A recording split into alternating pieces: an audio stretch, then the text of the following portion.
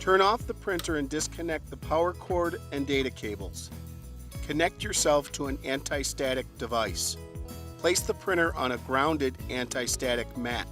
Slide the printhead latch forward until the large holes align with the printhead locking posts. Open the print mechanism. Pull the printhead out of the upper print mechanism.